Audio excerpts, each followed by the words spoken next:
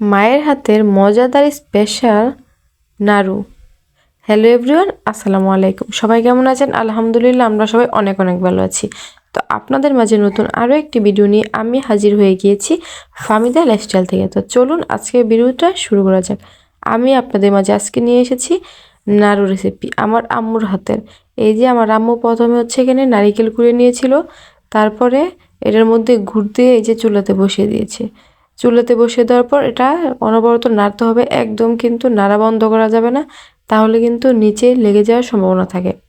তো এই যে আমার আম্মু চুলাতে দিয়ে দিয়েছে, আর এটা আস্তে আস্তে চুলা কিন্তু হাই ফ্লেমেই ছিল, আর নাড়া দিচ্ছে। গুড়টা যতক্ষণ গলে না যাবে, আর নারকেল থেকে যেহেতু একটু পানি বের হবে, ওই পানিটা শুকানোর আগ পর্যন্ত এইভাবে নাড়তেই থাকবে। যদি আমার ভিডিওটা ভালো লেগে থাকে অবশ্যই একটা লাইক কমেন্ট শেয়ার করে দিবেন, আর অবশ্যই কমেন্ট করে জানাবেন আজকের রেসিপিটা আপনাদের মাঝে কেমন লেগেছে। তো চলুন আবার ভিডিওতে যাওয়া যাক।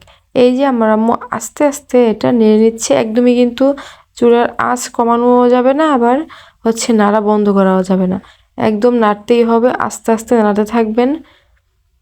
এই যে আস্তে আস্তে গুড়টা যখন গলে যাচ্ছে, আর এই যে অন্য একটা কালার হয়ে আসছে, আমার আম্মু এখানে দিয়েছিল শক্ত যে গুড়টা থাকে ওইটা একটু গুঁড়ো করে নিয়েছিল। গুঁড়ো করে নেওয়ার পর এখানে মিশিয়ে দিয়েছে।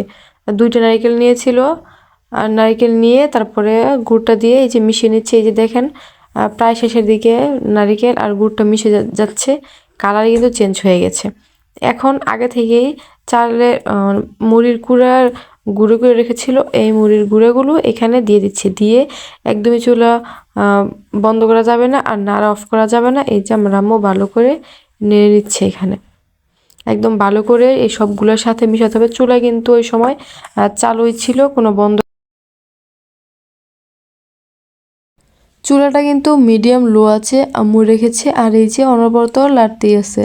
যতক্ষণ না এটা মিশে যাচ্ছে অতক্ষণ এটা লাড়তে হবে।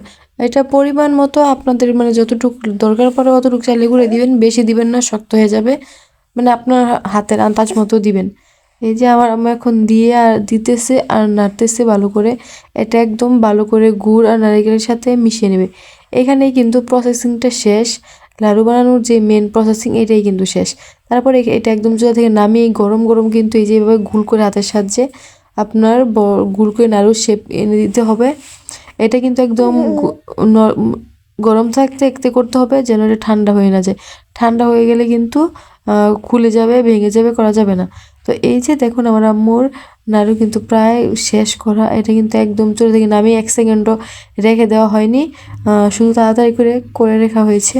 এটা কিন্তু গরম থাকা অবস্থায় প্রসেসিং করতে হবে, পরে কিন্তু করা যাবে না। এই যে এখানে এটা ফাইনাল লুক। আমি এটা আপনার চাবার মুড়ি কয়েকটা গুঁড়া আমি রেখে দিয়েছিলাম, যেন আবার এর সাথে মিশিয়ে রাখতে পারি। এটা কিন্তু আপনি নর্মাল রেখে খেতে পারেন, আবার ফ্রিজও রাখতে পারেন, নষ্ট হওয়ার কোনো সম্ভাবনা নেই। তো এই যে আমার নাড়ুর ফাইনাল লুক, অবশ্যই কমেন্ট করে বলে যাবেন আমার নাড়ুর ফাইনাল লুকটা কেমন এসেছে। আর খেতে কিন্তু ভীষণ মজাদার হয়েছে।